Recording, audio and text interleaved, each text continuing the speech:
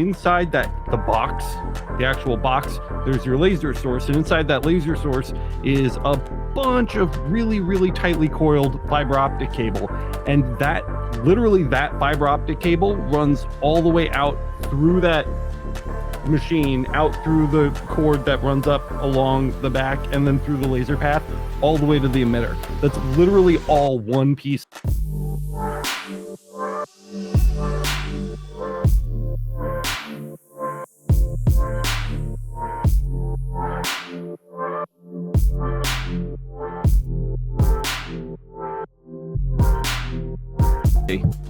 So We're just going to be chatting with everybody. I wish that you had saved the pour, Matt. I wanted to hear wish that I had a second can? No problem. Can we do it again? Hey guys, welcome to Laser Everything, where we bow to no sponsors. Except our great Georgian god. Yeah, that's all. No problem, though. And then there's the sacrilegious Kyle, you piece of human waste. Who's this guy? What's up, everybody? Welcome to the Laser Source Podcast, the number one podcast if you're having performance issues. We're here to help. We've got your back, and we're gonna get your issues fixed. It's a Q&A day today. I've got the normal crew with me. Boyce 10.0, dude, you should be at like 12. Oh, you're doing one an episode. I forgot to change that. It's 10, bro. You messed it up. Fair enough. Kyle's here. Hey, Kyle. What up? Jimmy, as always. What's shaking? Bacon. And Matt Botiford. You're fantastic. And, of course, joining us again, Michael Mullins from Laser Engraving 911. If you still haven't subscribed by some freak accident, there is a link to Michael's channel in the description and on our channel's homepage. Just a little bit of housekeeping really quick. I'm not going to talk about this a lot, just like Emergency Stop, which I mention constantly, emergencystop.net. But I did a thing over the weekend, and I'm proud of it. And most of you guys aren't going to care, and that's okay. I totally understand that. But a couple of you might, and so I'm going to shout it out because I have an audience, so I'm going to take advantage of it. So here is YouTube really quick, guys. And what's this? Ooh, a new channel. It's me. It's the Pokemon Archivist, guys. And yes. I'm doing like Pokemon unboxings. We're opening Pokemon cards. We're doing some sick polls. It's tight. So I've been recording episodes of this at like 4 a.m. when like all of my laser stuff is done and I still don't want to go to bed. And so I've just been getting like sick boxes of like Pokemon cards, and we've been like doing like fresh unpacks and pulling like vintage cards and stuff. If you're interested in that at all, you can just search at Pokemon Archivist on YouTube and it'll come up. I just thought I'd throw that out there, just sharing it. And that's all I'm going to say about it. Again, I know most of you guys are probably not going to be interested in that, but it's something I've been doing with what very little free time I do have. So check that out. Eric Sawyer says Emergency Stop is kick ass. It's pretty damn good show. It is. It's a pretty damn good show. We just released our 6th episode of Emergency Stop titled Tigger. It's a very good show. Ask me why it's titled Tigger. And Alex, don't go the whole. I'm sorry. and you can check that out again over at emergencystop.net. It's a really good time. We still have to have you on there, Michael. I'd really like to have you over there as a guest at some point, because I'm gonna dip in. You'd really enjoy it, especially because my wife says it's disgusting. Don't listen to it, which means it's great, and you absolutely should listen to it. By the way, she's on it sometimes. Yeah, she's on it fairly regularly, and she's pretty disgusting on it when she is on it. So if you want to hear Miranda talk more, last time, emergencystop.net, Pokemon Archivist. Okay, that's it from my little pre-show plugs here. But what's going on, everybody? We've had a huge number of people waiting for this episode to launch today. I don't think we've ever had, what was it, 24? We saw 45 people in here now. And then we've got 45 people live right now. Wow, yeah. That is a lot of people for the live version of the podcast. I see Anka is here, and Jack in the Shop, Willie Sims, hitting us with that $10 super chat. Thank you so much, Willie. Willie, right up Appreciate the that, man. Nice and early. And Vince Nobucks, I believe, was first today. Showed up like right at 6 p.m. when I posted the stream was going live. So Vince has just been hanging and waiting for this with bated breath. And Danny Dangerous, what a sick name. Danny says, "Yup, lasers got me down. The decision between Thunder Nova 24 and Eon Mira 7 Pro 60 watt is a very difficult choice with laser thin distinctions." I get it. I see where you're going. So I can actually touch on this a little bit. The Thunder machines, when it comes to CO2 gantry lasers, typically have larger chassis, right? So the mirror is really great for people that need a small footprint, especially vertically.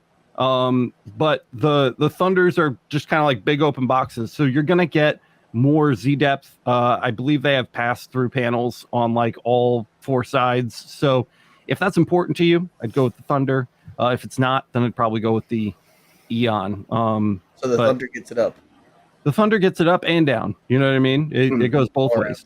Yeah. Four heads. Just depends on what you need. Yeah, exactly. Going to I just thought I'd toss it in there. Also, shout out to Anthony. Hey. Either one would probably have you beaming with joy. Oh, God. Nobody. Come on. Nobody. I love the dropped from puns. 45 down to like 12. Nobody asked for that. Yeah, I know exactly. Everybody's like out.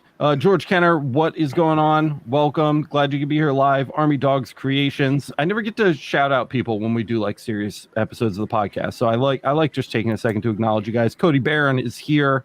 Love Blonde Fox Creations. Just a huge list of people today, guys. Really, so many people. Yeah, seriously. I see Crystal. I'm assuming Riley Black.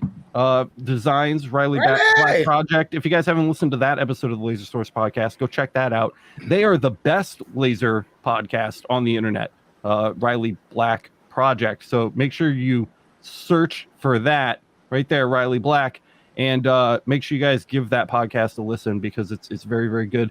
And longtime listener Chris King joining us. Gary is here. J Mac is here kicking it. So lots and lots of people here today, guys. We've got all the time in the world, and we're ready to kick back and help you out. I'd like to kick it off. The first question I know the answer to. Do it. Is the show geared toward men? Is what Laser of Love Creation is asking about Emergency Stop. The answer is it is geared toward degenerates. Right? Yeah. So really, if you ever have looked at yourself in the mirror and been like, why am I the way I am? This is the show for you. Yeah, we spent so on the 6th episode. Don't start on the 6th episode because I go out of my way to talk shit about people who start on the 6th episode. But in the 6th episode, we spent about 45 minutes talking about our preferred vomiting position. So, and sounds.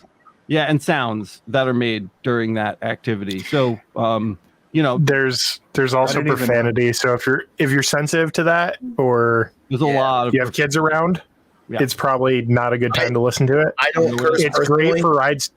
It's great for rides to work. It's great for shop background audio, as long as you don't have a kid near you. You know, especially while you're shop got a talk. really loud, especially if you've got like a really loud compressor going, you don't want to hear what's in the background. Perfect for that. Excellent. Yeah, precisely. And Cody Barron is chiming in. Been listening to the Riley Black Project since she was on a few weeks ago. It's great. It is. It's really, really good, guys. So make sure you go listen to it. I think they have like 85, 86. No, they must be in the 90s. I think they were at 84 when we did our podcast recording. So they've got to be up. They have a lot of episodes to dig through. Yeah, it's a lot of episodes, and good stuff. Definitely want to check that out. Also, Riley Black, Crystal. I'm still assuming Crystal is asking, how do John and I get on eStop? Send me a message on Facebook. We record on Thursdays. We'll talk, and we'll definitely get you. We'll definitely get you on. 96 episodes. She confirms, which is again huge, almost 100 episodes of the Riley Black Project. You'd be a great guest on there, Michael. We need to get a lot of episodes of awesome. Well, you've definitely sparked my interest now. Now I'm gonna head as soon as we're done here. I'm gonna head on over. I want to listen to some of these episodes. It's super chill. They have like they have like the dopest recording setup. So John and Crystal sit at this big table and everything is black and red. They have like a whole set built. And they sit at like opposite ends of the table and they just like hang out fucking Like coffee talk. Yeah, dude. Like crazy. I don't even know. It's awesome. really good. It's really good. Oh, Maybe and, episode Crystal says 100? Come on in. So Episode 100. It's not too far around the corner. It's not, dude. It's not. Laser 911. Crystal saying you're more than welcome to join them over there, dude. You should definitely Sweet. take them up on that. It's a good time. Sweet. But anyway, guys, we're going to talk about lasers. First thing I need to acknowledge, Boyce, with the new camera angle you got going on, the lighting, looking preem. You got the exhaust stuff. It looks like it's coming along. I brought my laser. You got your laser? I just got to stick it out that window. Hell yeah. Did you get a fan yet? Oh yeah, I have the exhaust fan down there. Nice. Is That's that a just good exhaust fan. like a standard inline or is it a centrifuge? Yeah. No, just standard inline. I might get a centrifuge. This fucker is loud, Yeah, sure. and it's right up against a brick wall, so it's like it's pretty. Is loud. the only thing that's exhausting the fiber? Yes. Yeah, you're not hooking the mirror up to that. No, the mirror's the other end of the house. Yeah. Okay. Got it. Yeah. I have a perfect project for you, boys. I'm in. I have a perfect project for you, boys. Yeah. Got to make you some sound baffles to hang on that brick behind you. That's true. That way, when you're running the high frequency fan, it doesn't like just bounce the sound through the room. Yeah, ridiculously. Is the mirror eventually going to come downstairs, or is it staying where it is? No, the mirror. That's home. We're not moving that big old bastard ever again. Now, now this spot right It's here. called Jimmy, by the way. Jimmy will lift it and move it downstairs, no problem. Jimmy will grab onto it with two hands and then go, Kyle. So I'm gonna move this. Kyle. I'm gonna put a second table back here, and I'm gonna put this is a spot I'm saving for the UV. Nice. That's my next. Oh, so sexy. I can't wait. That's my last thing I want to get. Love is asking, question for you: where can I find a LightBurn Bridge kit? LightBurn is sold out, and I desire to go work with the Mac. I don't think that there's a Sold market. out. They haven't been able to get them in stock because they are made from Raspberry Pis, and Raspberry Pis are very short in stock right now. They're very hard to get your hands on. Plus price. You can make your own. You can make your own. There's actually instructions in the LightBurn forums on how to make one. Maybe one day I'll make one if I can ever find a Raspberry Pi. Still going to require you to find a Raspberry Pi, right? You need to find the Raspberry Pi. Yeah. Right. So that's the problem. The other piece of that is the LightBurn Bridge Kit will not work with a Galvo. So if you're trying to do it with a Galvo, don't bother. It's too much latency. Cool. And Jennifer Y is here. What's up, Jennifer? Saying, I make jewelry and hand stamp on metal, mostly stainless steel and aluminum. I would like to branch out and engrave some leather, slate, mirrors, etc. What would you suggest for metal, leather, and slate? You are perfectly describing the fiber laser. All of those needs can be met with a fiber laser very, very easily. Have you done leather and slate on your fiber yet, Michael? I have. Yep. Yeah. Good experiences with that. Yeah, especially you know what works really cool too is the leatherette. You know, leatherette's really nice, but dark leather works good as well. You know. Yeah. Wet it first, by the way, for people. That's just a tip for you. Like just a little bit of dampness on there will take it down. Ooh, there you go, Kyle. Yeah. The super light veg tan raw leather is kind of difficult to work with. The darker the better. The darker the leather, the better. So yeah. I was going to mention, Kyle, your little project there. So Kyle recently did a video on risers to get your Galvo tower higher up off of your work bed so you can use larger lenses.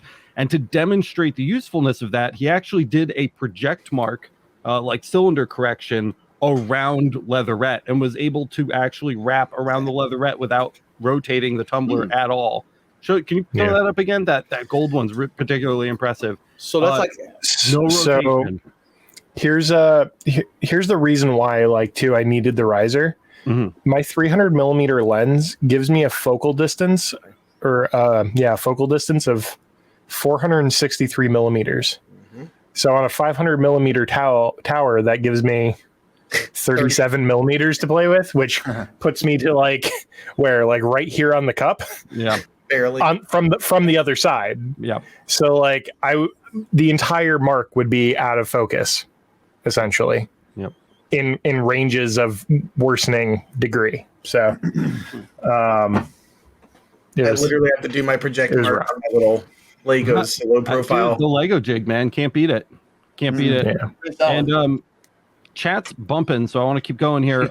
James Miller, this question is for you, Matt. Hello, guys from Arkansas. Matt, I see your boss back there, and I have a 36 by 55 coming next week. Is there anything I need to watch out for?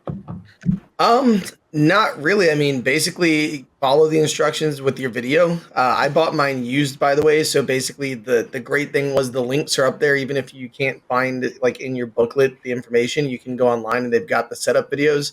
I literally just did plug and play on mine. I got the computer, I had LightBurn already ready to go because I had learned on my previous machine that was the small guy.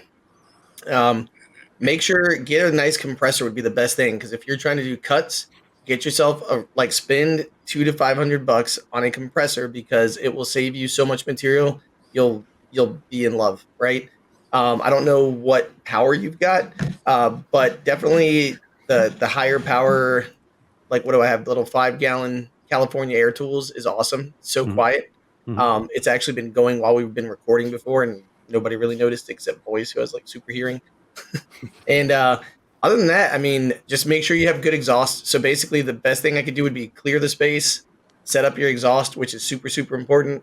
And then just get yourself some good air and you'll be ready to rock and roll, man. So like just follow the instructions. The last 2 weeks we've talked about this on the podcast. The laundry list when you buy like an Optic, where does Boss stand as far as like that stuff in stock lenses, mirrors, hose clamps, things like that? Everything you just said this is an industrial grade laser. So the 3655 is their biggest LS, because the HP is the one that cuts metal. So it's their biggest borderline industrial machine. So it's definitely past like the 2440 and the 3655 are definitely their big boys. My guess is he's probably using it for cutting if you're getting something that big, because otherwise, right? So it's got a beam combiner. It's got the air supply goes right through the nozzle. That's why I was saying make sure you get the air supply and make sure you've got the LightBurn and know how to click on air supply on and off, because you can do it right there from LightBurn, which is awesome. Yep. If he just ordered it, has the hybrid servo motors, which is phenomenal. I wish I had them. It's probably the one thing that I would get rid of this one and upgrade for, but this is just my cutting monster, so it doesn't have to go real fast. I think that's pretty much it. I mean, like it's really, if there's medium, like middle of the road, and then there's just like Thunder, if we call Thunder our tippy top, I'd say it's probably just below Thunder. But actually, I know, Michael, didn't you have the chart that says Boss actually engraves a little bit faster? A little bit faster, yeah. And I think the new hybrids and stuff are probably even faster than that now, Yeah. So I'd say it's like the top 3 brands that you could buy, besides Epilogue, which is like, up there. Chill. Trotec and stuff. So you got a good purchase. The other thing too is make sure that as soon as you get there, that you take pictures of everything just in case, because then you can communicate with Boss. They're really good about, but they need visuals. So if you're like, hey, this isn't working, when I plugged it in, it should be working. They ask you to take pictures and communicate through visuals, because otherwise that's it, right? So they're on site. They're in the States. They're over here in Florida, about an hour from me. So I like them. Cool. Another factor when you expect it to get delivered, make sure you have a way to get it into your house or garage or workspace, because that's a big son of a bitch. Yeah. Dude, no joke. That is a monster. Yeah. And however big you're imagining it in your head right now, add several inches. Add some to it and some more lopsidedness and they're not top wrong. Heaviness. This machine right on the other side of your garage door too. No, but because whenever I have anything I need to work on, so I've installed a few things. I've changed out some of the fans. I've put in LEDs, by the way, which that's one of the first things I would tell you to upgrade. Buy a string of LEDs and you can wire them in your workspace. I also took a drill, and this is where some people be like, sacrilege. I took a drill and along the bed frame. So like if this is the bed frame on the outside where the gantry stops, so outside of my 300 by or 600 by 900, there's basically the metal stoppage. I took drill and I put holes in it this way and put holes in it this way, and actually took a piece of 1/4 inch acrylic and made myself a stop gap.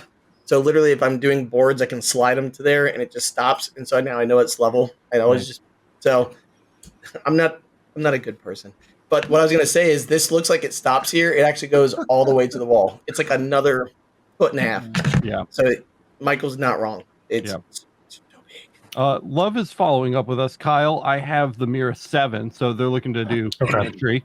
So I feel like it's a good match with the Raspberry Pi. And then Willie Sims is chiming in. Amazon has the Pi in stock. Oh, nice. So one thing I'll add. Mhm. Doesn't the Nova 7 come with Wi-Fi connectivity already? It does. Yeah. So they have their own LightBurn. That's a very good point. They have their own LightBurn Bridge kind of built in. And it's fairly easy to set up. I did it while I was doing my review. I don't have the instructions off the top of my head, but I'm sure that they have it in their documentation on their website. So they kind of already have that feature built in. So it'll talk wirelessly with LightBurn. It's just their version of it, but it does the same exact. Yeah. Yeah. Save the $150 or whatever it is. Yep. Very just, true. Just use theirs. Scrav is asking, what's your opinion about diode 10 watt and plus engraving directly stainless steel? Will the module get damaged? Regards from Portugal. I did a butt ton of steel during my X-Tool D1 Pro review with that 10 watt module, and I didn't hurt the laser. I'm not particularly concerned about flashback on diodes in the first place, but then on top of that, steel, you should be good. I did it for a number of hours, very, very slowly, and it was fine. The focal distance on diodes is so short, and they're for the most part fixed distance. So as long as you're in focus and you're not like taking the guard off and sticking the laser right up against the metal, you should be fine. Yeah.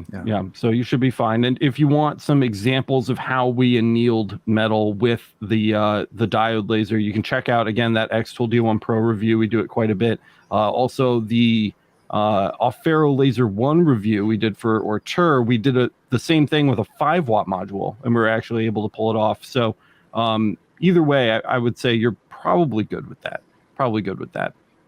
Mark Hathaway is next. I'm moving across the country with my Mactron 30 watt fiber. Can I safely disconnect the umbilical, or will I totally regret doing that? Any tips to safely move the equipment? No, hard no. Do not. Don't do it. So the way that fiber lasers work, inside the box, the actual box, there's your laser source, and inside that laser source is a bunch of really, really tightly coiled fiber optic cable. And that fiber optic cable runs all the way out through that machine, out through the cord that runs up along the back, and then through the laser path, all the way to the emitter. That's literally all one piece. It never changes. There's no port that connects them. It's all one piece. And that's why if anything bad ever happens to the umbilical cord, as you call it, that the whole source is ruined because it's one piece of glass. So do not, in any circumstance, ever try to disconnect that. Absolutely leave that alone. And then as far as packing, Michael, you moved from California to Georgia with a fiber laser. What did you do to prepare for that? That's a great question. That's funny. I was thinking about that a few minutes ago. So what I did was I kept everything, the laser source and everything together. I cranked down all the way down the Z-axis to as low as it would go, put some foam so it didn't crunch, put the lens cap on, and basically just kind of kept them separated so they wouldn't crash, the brains won't crash into the laser head, and just lots of foam. And don't leave the head all the way up as high as it'll go. Get everything as compact as you can. Low center of gravity. Low center of gravity, and just keep it in its own little corner with lots of pillows, and keep everything else away from that umbilical cord, as you call it. Did you use any kind of container or like, method to like box it away from the other items that you were moving with? Or was it literally just out and fluffed? Yeah, I think it was fluffed and in a corner where it wouldn't get jostled. And I have a really, just really quick, when I finally got to my destination, which is where I'm at now, everything in my business was in the largest U-Haul tow trailer that you could get for a truck, right? So it's one of those trailers. I'm talking the epilogue. I'm talking the fiber. I'm talking tool chests. I'm talking. I got on the weight scale and I was still under just right at the. So, anyways, but I have a driveway that's a 14% grade. Yeah, and I didn't think about that. So I got the neighbor to help me back down this driveway to my garage, and literally, all I did was slide down with the brakes locked. Like I was no controlling it. My whole company was in this trailer, and I'm sliding down the driveway, and he's just watching me. That's some anxiety right there. He's backing up a guy with a sled attached to his truck. Basically, there was no control. My butthole is sweating hearing this. Did he know? I made the turn. I made the turn at the last minute, and the car everything just stopped. And he was just like, "Dude, I got to go back across the street. Thank you. Glad I could help you out." Did he know that you were not in control of the vehicle? He had no idea. It was just everything was just skidding down the driveway. Yeah, Michael just arrives at the bottom like. So it's just like in a pose. Nailed it. Nailed it. Don't be a Michael. Oh my God! That's after a brief change and a couple of beers later, you were ready to unload, right? Yeah, pretty much. Like this hand. Okay, Cody Barron says, "Has anyone had success releveling a gantry? I'm having to shim the tube a bit to hit center on the second mirror. I'd rather have the tube and gantry equally level than match an awkward angle." I have not done that. But what I do know is that they sell clamps for the tubes that actually have like Z adjustments. Risers. So you can, so they rise individually rather than, just I put my two clamps in there and then they are where they are and you have to shim it if it's not level. So if your tube isn't level with the gantry, rather than mess with the gantry, my suggestion would be to pop on Amazon or whatever, Cloud Ray. I'm getting a link. Yeah, thank you. Kyle's getting a link for you. Find the clamps that will level independently. They actually have just little twisties on them. Yep, there's a great example of them right there. Jimmy's got them. How the hell do you have that sitting by you, buddy? Have you actually used that yet, Jimmy, or no? No, I got to put these on, actually. That's the one video I'm going to do because mine's not center either. Yeah. To be perfectly honest, it's never has been. Yeah. Hey, bring that up again, Jimmy, so they can get a good look at that. Yeah. Yeah. Can you hold that right up to the camera for us? There it is. Yep. Talk about timing, dude. What a great, Yep. Way to go, Jimmy. The knob there is actually shifting that entire inner assembly up and down. And that will allow you to make independent adjustments. And it's slotted. Yep. It's really cool. Yeah, so you can slide it forward and aft if you have to. I need to slot. Yeah. I need to slot and I need to go up actually. So did you just grab that from? Is that just a Cloud Ray pickup, or did you end up picking that up? I don't remember now. I got it from. I think it's a Cloud Ray. The only time those won't work, the only disadvantage of those particular ones is that they do start at kind of like a very natural high angle, right? So you're already starting really high. So if you don't have a lot of depth to play with and your tube is sitting like right on the bare metal, you may find that the rest of your components in your machine also have to come up to be able to match the height of something like that. So just something to be aware of. I've seen cheap Chinese machines both ways. Some of them, the tube is literally sitting right on the chassis, and some of them, the tube is up like 2 inches. And it just kind of depends. I actually had cardboard under mine at one time to try to get it to where it was, and I said, I think there's one piece in it left, and I just don't like it, and I still can't get it exactly center. Yeah. So pain in the ass, but when you get it, it's like chef's kiss. This will do it. This will do it. Perfect. These will do it. Perfect. Let's see. Where were we? Blonde Fox. how long do you think it will be before all the laser manufacturers will come out with their own version of the new Gwicky RF? And do you think it's worth the extra $1,400 for the RF over the CO2? So RF tubes are still CO2 tubes. They're just not made of glass. They're still charged with CO2. And they still die over time like glass CO2s. So they're not that different. But generally, I think the rule of thumb and the consensus in the laser community is RF tubes generally offer better beam quality for engraving, whereas DC glass CO2 tubes offer better performance for cutting, where like direct raw power is needed. So if you're trying to cut things and you plan on cutting regularly, go with the glass tube. If you are planning on doing a lot of fine detail work, really nice marking of items, go with the RF tube. I see you nodding, Michael. Do you generally agree with that? I do. Yeah. Yeah. 100%. You're absolutely right. I do a lot more engraving than cutting, a lot of detail work, and those RF tubes and those two machines they're really nice. And there's no chiller ever with those. Yeah. Yep. Oh, that's nice. It's not uncommon for some shops to have a dedicated cutting machine, like 100 or 150 watt, and then a dedicated engraving machine, which with like a 40 watt RF tube or something. Yeah. So you can also go that route. There's also combined or dual source systems with a single head with a beam combiner in between. Yeah. There's a lot of routes you can go depending on what your needs are. If you check out, I think the APA Expo episode from last year, we saw a couple of machines like that have a glass tube and an RF tube that you can switch back and forth between. That's cool. Kind of just like set up that way, and you buy them that way. And you could even go as far as to program in what like layers you wanted to use the glass tube and what layers you wanted to use the RF tube. Cool. It's pretty neat. Pretty neat. So we saw some cool stuff over there, proprietary software, obviously. So who knows like what controller they were using and stuff. If you want to see more details, go check out that episode. But there's a lot out there for that reason. So they are very different. And I know I say this over and over again on the podcast, but they're different tools for different jobs. And I believe you can send them out to have them recharged.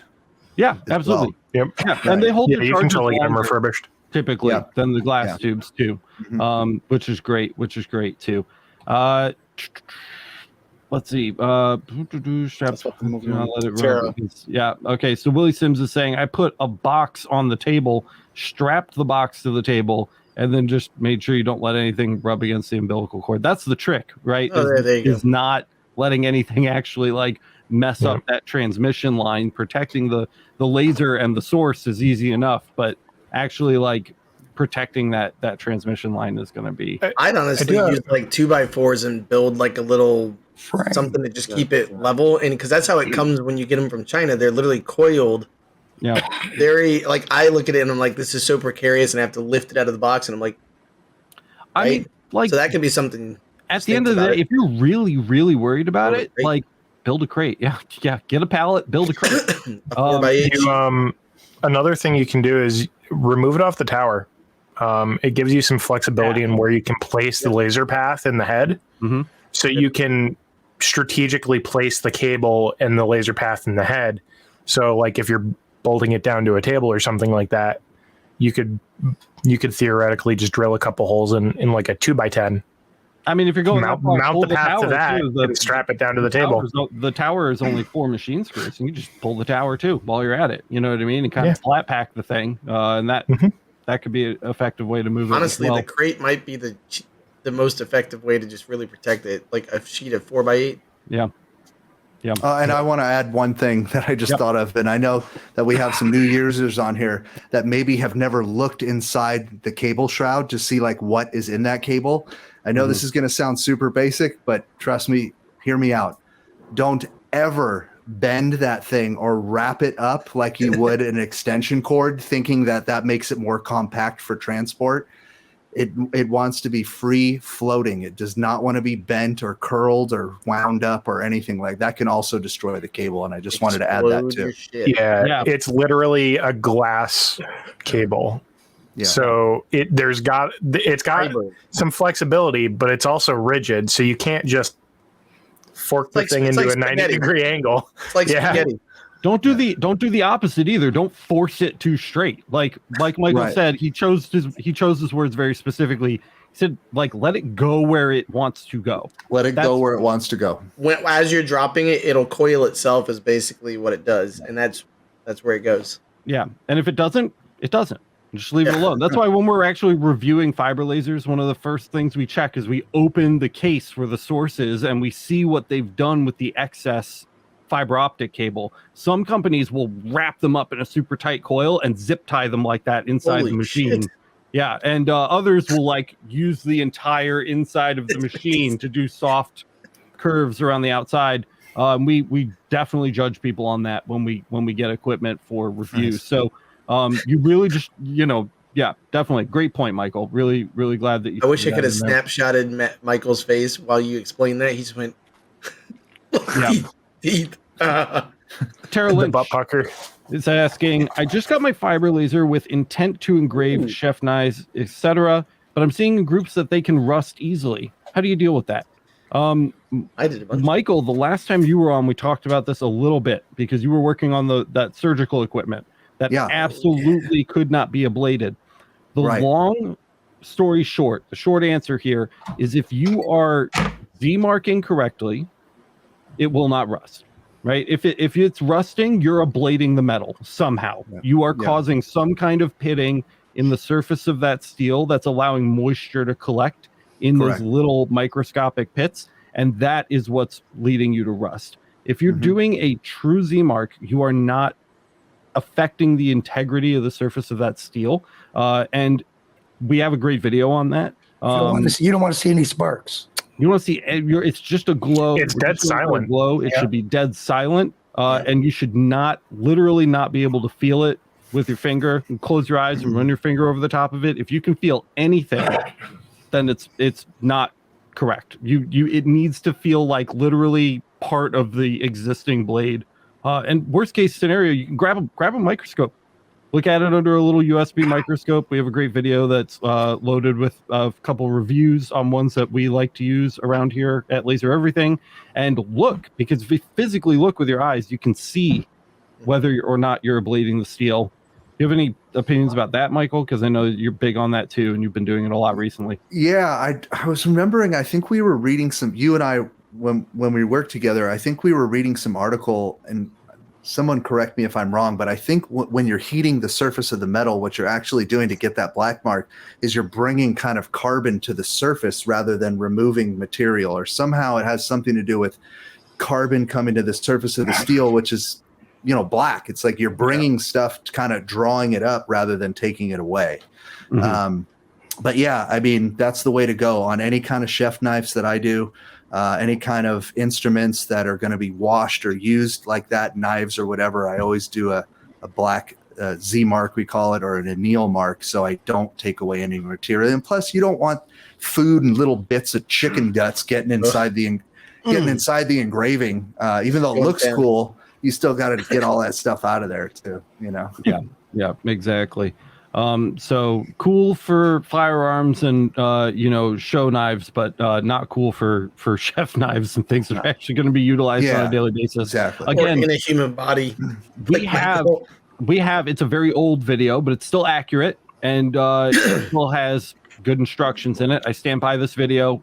Look it up. It's the Z marking of steel. It's a video on Laser Everything here on the channel. And you can check that out. That's the direction I would point you for that. Big H, what's up, man? It's good to see you back. Alan here from LA, Lower Alabama.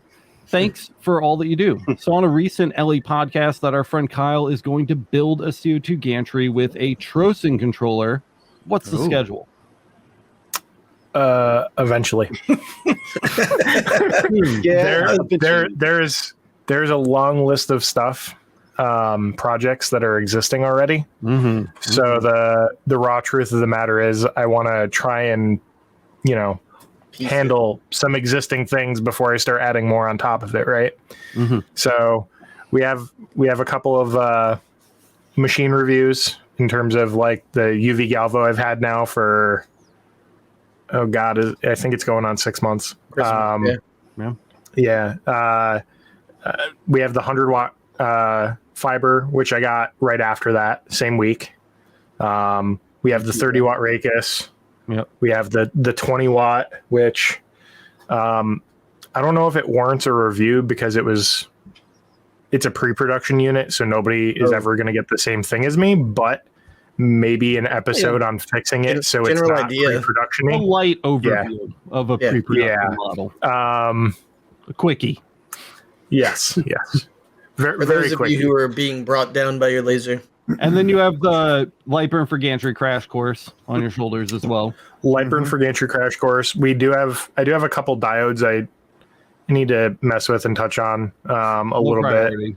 But yeah, Kyle, you're on your we'll get toes there. at It's this just point. it's so much. If you want to see our to-do list, go actually again. I'm going to refer you guys to another episode. Go check out the episode we did 2 or 3 weeks ago. It's like a year in review or whatever, and we actually have like a roadmap of all of the stuff that we want to accomplish on the channel in 2023. It's a little ridiculous, but the build project is on there. I know it's something that Kyle's really excited to do.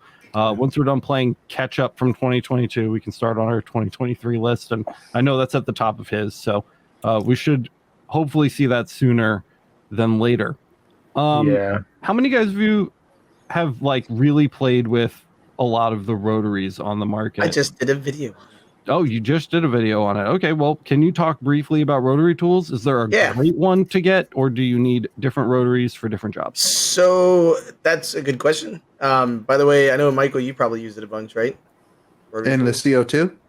Yeah, CO2 and in the fiber or in the gantries. Not so much in the fiber, but the rotaries that come with the 2 CO2s I use all week long. Yeah. Mm-hmm. So rim drive. I currently have so the machine that I bought came with a Rotoboss, so that's where my information comes from. So the Rotoboss that I have is literally the video that I just did. I went to Rotoboss to buy this guy. Oop, wait, there you go, right there. Which is the low roller for the Galvo machines, and it's awesome. I was gonna like show you guys. I just made this guy last night. Want to see that? Nice. Oh, here we go. Gotcha. Yeah. So, and then I can't find the other one. I think I gave it to somebody as like, so literally I made this, and it's nothing crazy. I mean, it's just a glass, but the thing is I have a 5-watt UV, which basically cannot really, the depth of field on it is so shallow that you can't do as project mark. So basically this made this in about 1 minute and 45 seconds, and it's about 2.5 inches by 1.25 inches tall. Yep. So 1.5 minutes for a cup that's going to make you a few bucks is awesome.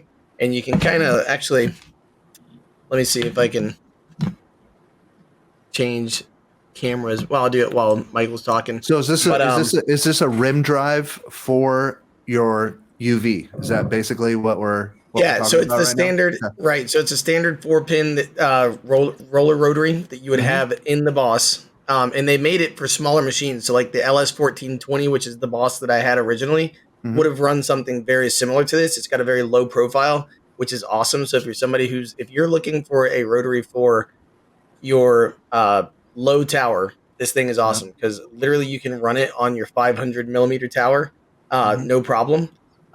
So that's what I've got rocking over here is I've got the 700 millimeter tower, and it just rolls stuff out so quick.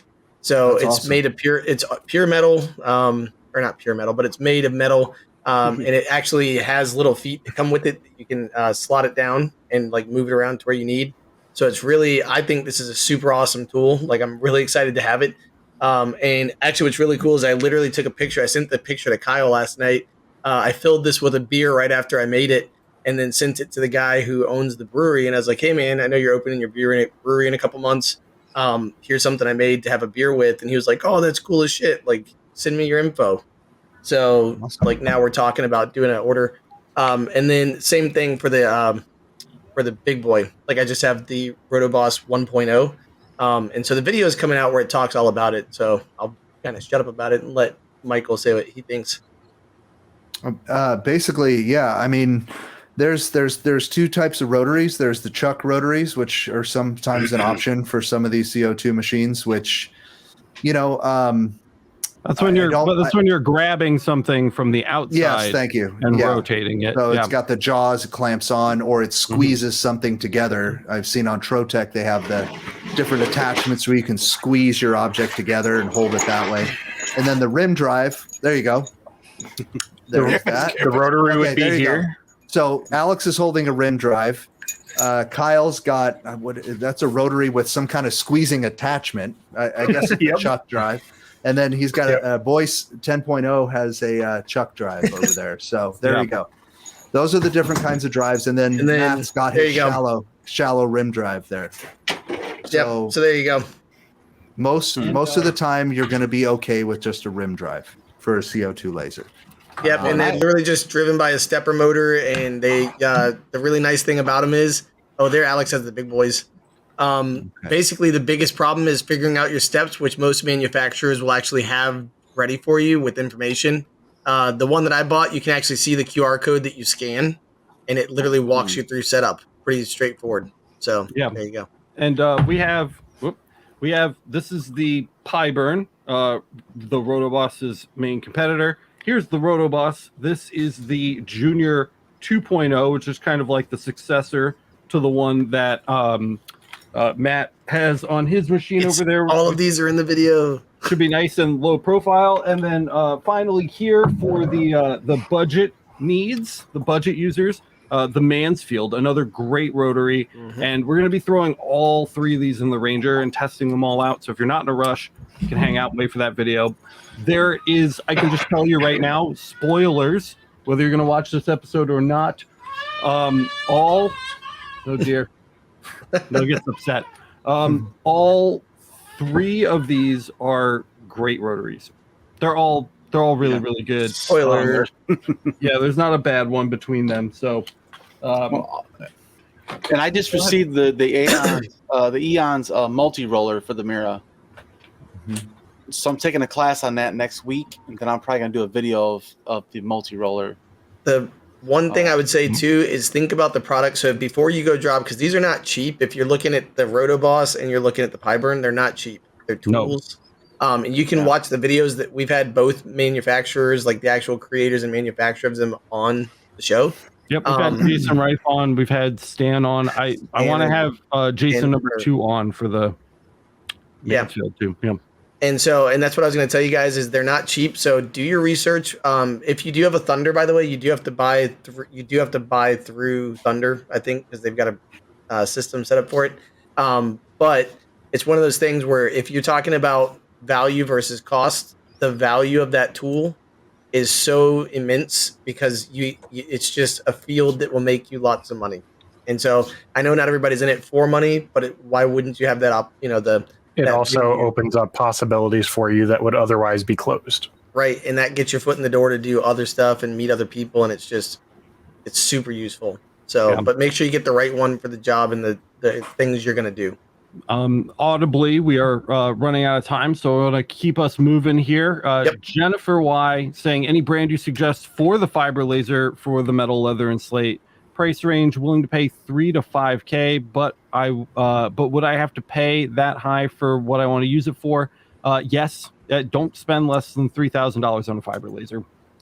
You can get a really good 30 to 50 watt range machine for that price. And be perfectly good. As Boyce is happily pointing out for us, we have a buying guide.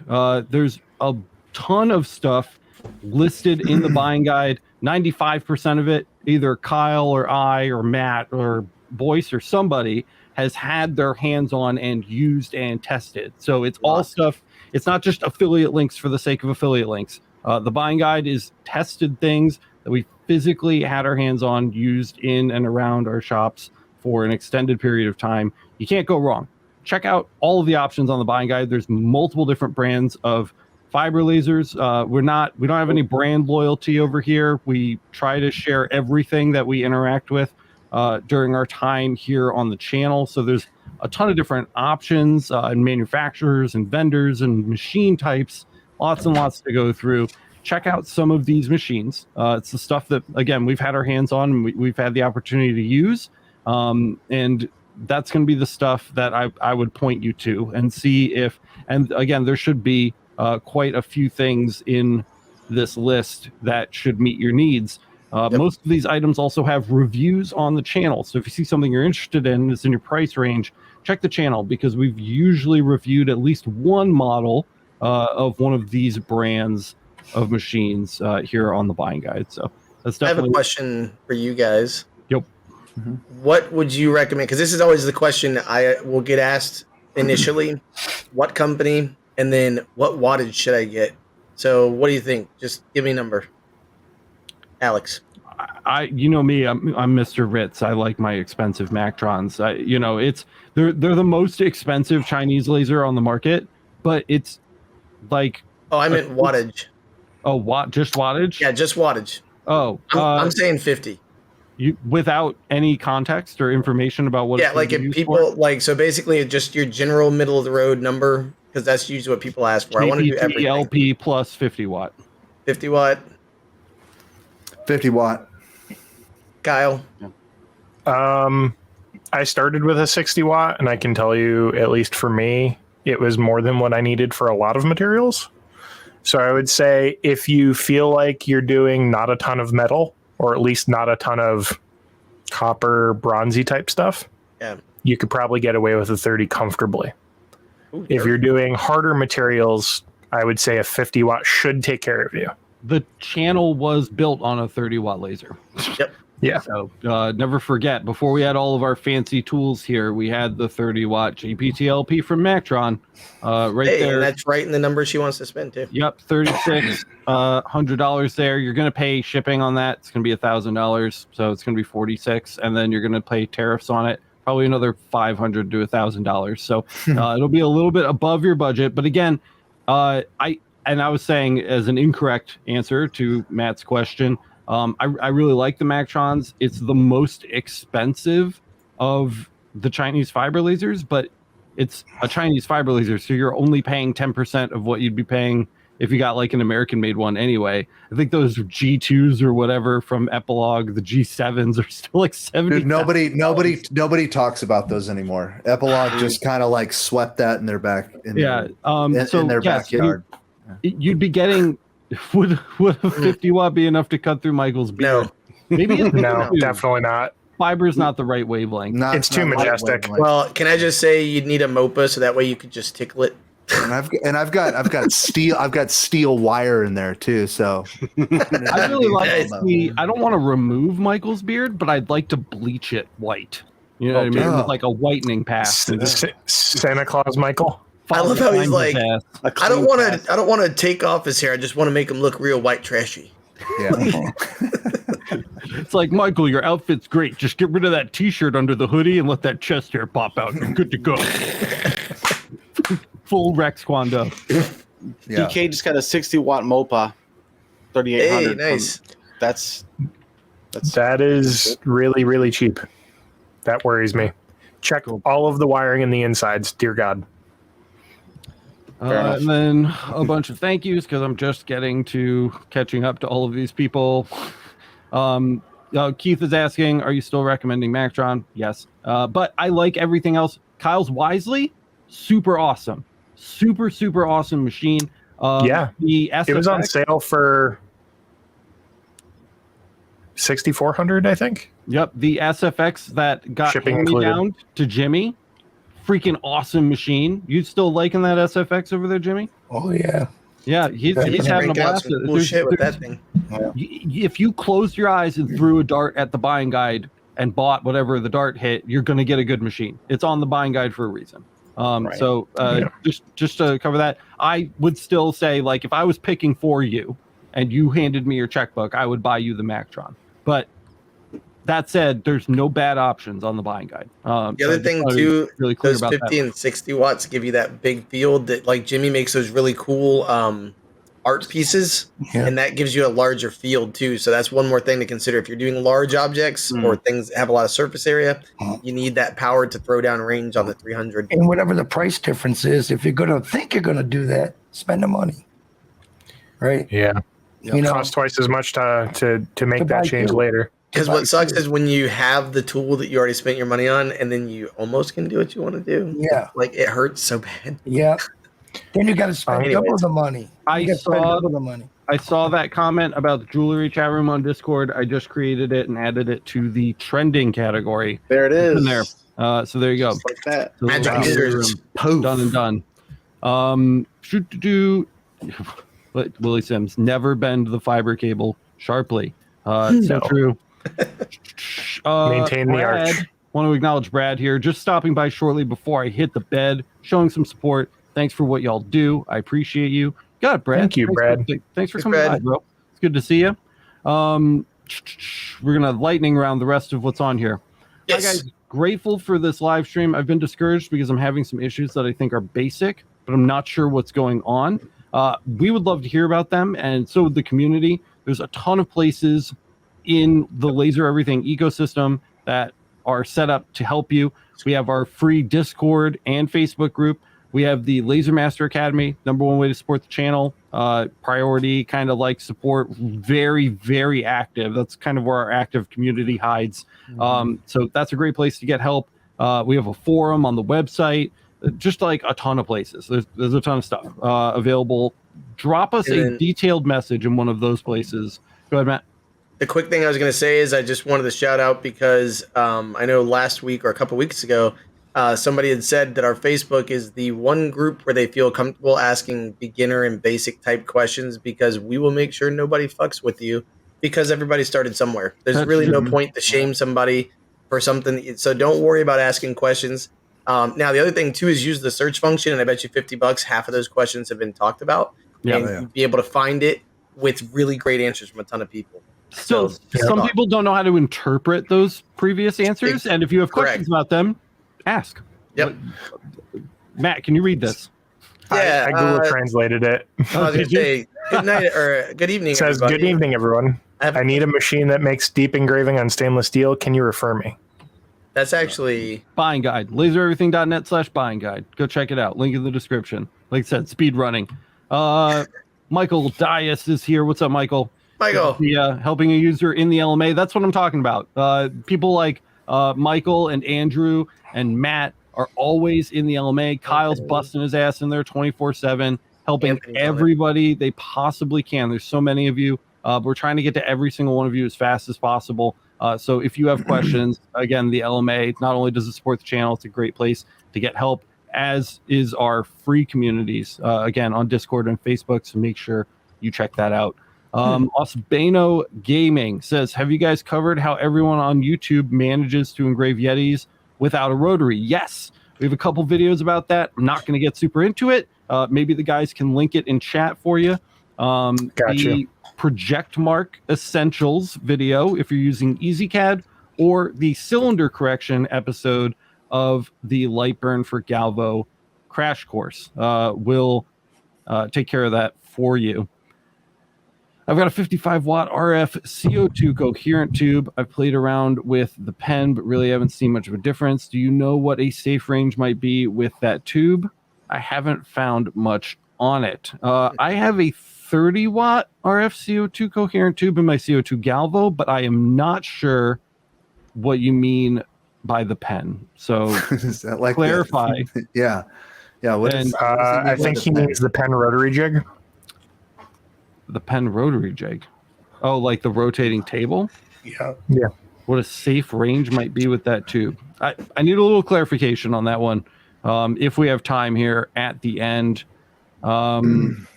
have an Atom Stack P20 Pro 20 watt and keep getting fire when I try to do small details in 1/8 inch plywood. Any workarounds that don't triple the time? Are you running? Does that laser even support an air assist? Would probably be my first question. Push some air through. We talked about that with Michael one of the last few times he was on. I don't remember what episode it was on. Push some air, man. Push some air, CO2, diodes, anything where you're working on organics like that.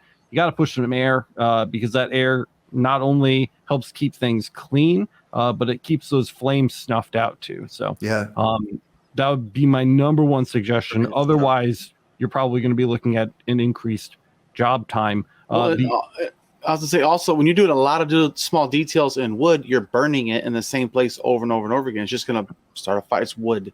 Yeah. You know, check your line distance, your resolution. If you're doing something like a raster image or Less is more. vector, make sure that that's not set too high. The higher that's set, the more times you're going to be hitting those same spots over and over and over again. So that would be something to look at as well.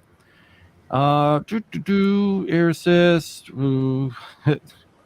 Hey Kyle, there's 24 hours in a day. Get to it, brother. I don't know why you pay Kyle. Kyle never stops getting to it. It's Kyle. There is no stopping. Thanks There for is no stopping. guys. You got Danny. Danny Dangerous. Blah blah blah. Oh my gosh, so many people. There's a link to the Discord down in the description. Ospano. Have you guys been jumping around this at all? Is there anything that I'm not seeing that? I think we missed this one. So Joseph says, I have a 60 watt CO2 Galvo. I just got a 300 lens, and for some reason, I'm having the hardest time finding a focal length. Trying to listen for the sound, but it's hard with the fans going. Yes, they are loud. Yep.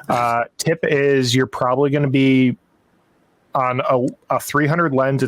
Your focal distance is going to depend on like where your lens came from in the glass, because it's going to be different for every lens, but you're probably going to be around the 500 millimeter mark. If you're on a 500 millimeter tower and you're projecting onto something more than a millimeter tall, that could be why you're not finding it. Yeah, I have an 800 millimeter tower on my CO2 Galvo for that very reason. And rather than doing the sound test, I took a aluminum business card and I put it at a 45-degree angle, and I ran a bunch of lines all the way up the card. And since the card is inorganic and doesn't burn, you get nice, clean, easy to see lines. You take the card, you put it under the microscope, you find the line that is the thinnest, and then you put it back where you marked it, and you measure from that line to the base of your lens, and you've got your focal distance. So that's how I did it on mine, because I just did mine a couple weeks ago. I was going to say, just to add to what Kyle said, mine is about 500 millimeters from the mirrors, not from the lens, but from the mirrors. So just if that helps get you in the ballpark too. The other problem with the 300 millimeter lens is the depth of field is so deep on those that a huge area, all of those lines are going to look the same, because it's just a massive range of area. And the dot's going to be fat, and it's going to be the same amount of fat for a large area, because you do get a larger depth of field on larger lenses. So it's definitely tricky. Kyle did mine with me when I was doing all of my lenses, and he saw me over there mucking about with it for a long time. When you get up into those higher value lenses, it definitely kind of adds up. Danny's saying, can't find much on the EMP Eon Galvo fiber laser. How does it line up with others? Great deal with Eon right now. We mentioned this. Was it last week? It was last week or the week before, but I think it was last week. We don't know. We don't know. It's a white label machine. I'm not going to go into this as in depth as I did last week. Go listen to last week's episode. But basically, it's being manufactured in China by a company that's probably existed for a while. And they are changing the anodizing and paint colors and putting a custom logo on it and scrubbing all of the information about where a laser is coming from, who's building it, where it's being built in China, how it's being shipped, all that kind of stuff. We aren't comfortable recommending lasers without that information. I want to know where it's coming from in China. I want to know who's manufacturing it. I want to know whether their employees are seasonal or, year round. Like there's a bunch of stuff.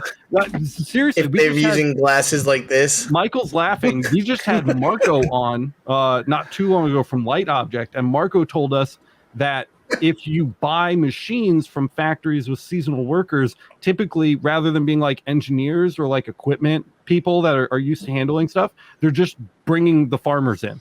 And the farmers come in and they work until they're caught up, and then they send the farmers back to the farms. And the farmers come in, they don't know what they're doing. You know what I mean? They're just trying to assembly line on the assembly line, right?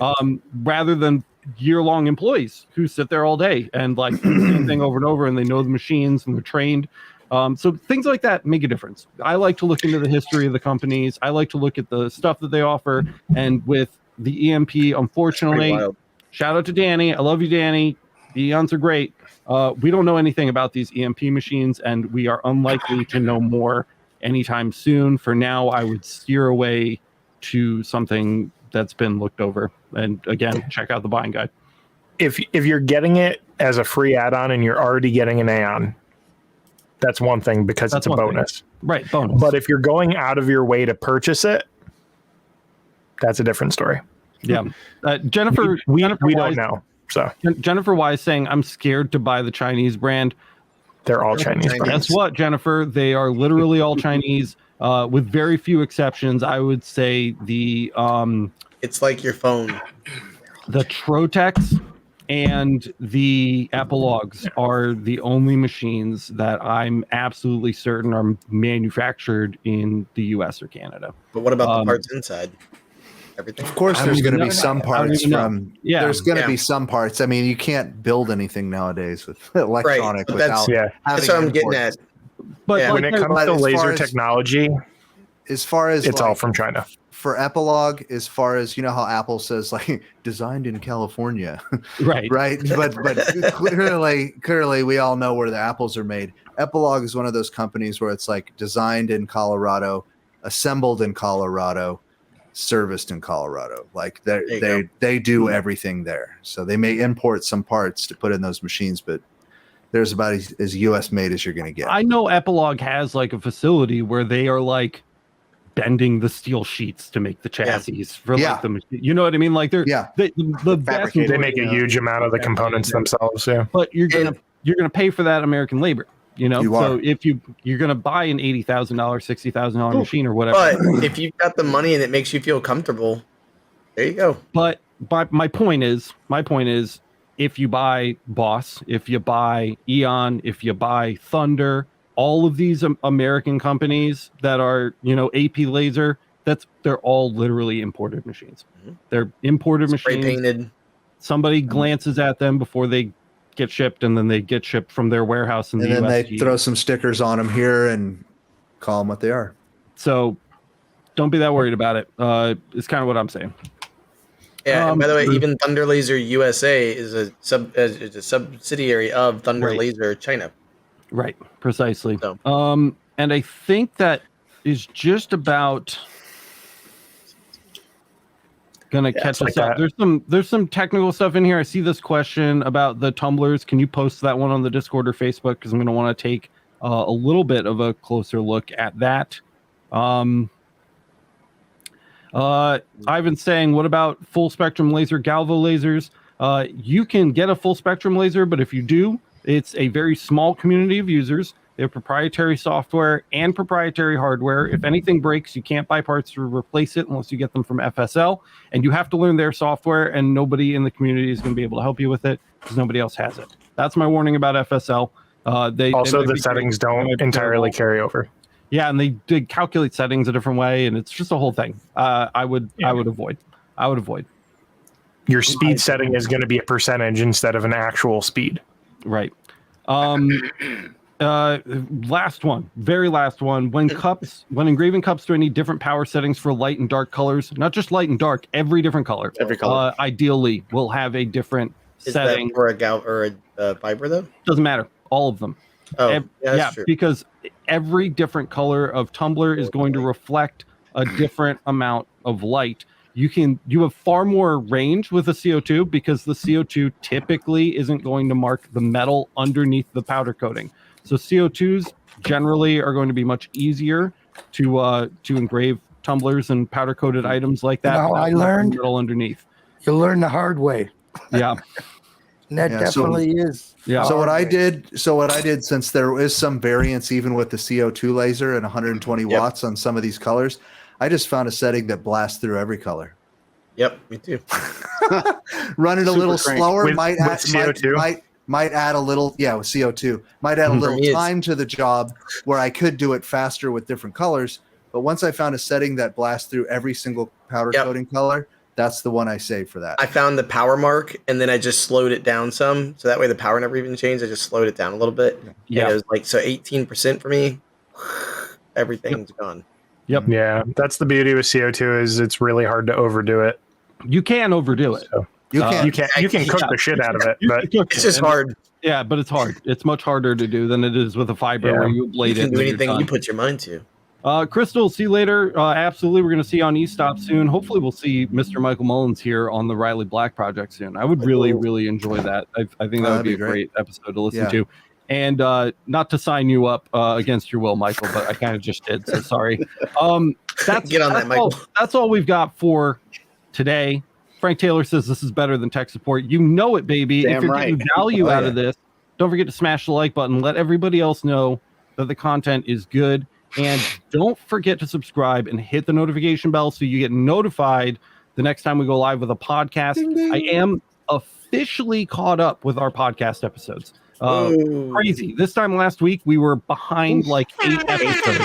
It was 8. So in the last 7 days, I've completely published all those episodes. So if you've been getting pings, a lot of pings and notifications, sorry, we're done. I'm caught up. We're gonna get back to working on some regular episodes. I got Jimmy's episode on his light object air assist for his CO2 laser coming up, and then right after that, Matt's interview and exploration of the Rotoboss facility with Jason Reif. So you got a lot of good content coming up. I just got to get my editing hands doing what they do.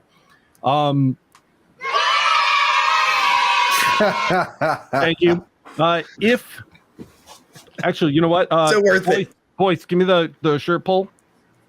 Go buy some merch, lasereverything.net/merch, or Curly, I guess. And I grabbed the wrong shirt. It was dark in the lunchroom. If you guys love what we do here, last time, please go check out the Laser Master Academy. It's the #1 way to support the show. We are I think we're nearly at 2,800 subscribers over at the LMA now, which is insane. If you want to be one of those people, again, you get a couple bonus goodies, occasionally an extra episode of the podcast, occasionally a bonus live stream. Though we've been really publishing all of our content lately for free for everyone, and we're really proud of that. So the people that are there are really there to be part of that community, that really tight-knit community, and to support the channel and to make sure we can continue doing what we do. We couldn't be here without you, all of us. So thank you so much. And check out Michael's channel, Laser Engraving 911. We'll have a link down in the description for you. But he's also in my featured channels list on the main page. He's just right there, or you can just search it, Laser Engraving 911. He comes right up. Just had a brand new episode published on was it top 10 or top 20? Top 20. Top 20. You want to just plug it real quick? Sure, yeah. 20 awesome online resources for your laser engraving business. So I'm just going to go through 20 online resources for you. Laser Everything is on the list. Spoilers. Yeah, I did include you, buddy. Yep, thank you. You are an awesome resource. And Pokemon Archivist, if you want to unbox some Pokemon cards with me. E-Stop, if you want to say some bad words with us. I think that's all I've got. Thank you, co-host, for being here with me tonight. I appreciate your time. Thank you, everybody else, for watching. And we will see you in the next one. Have a great night.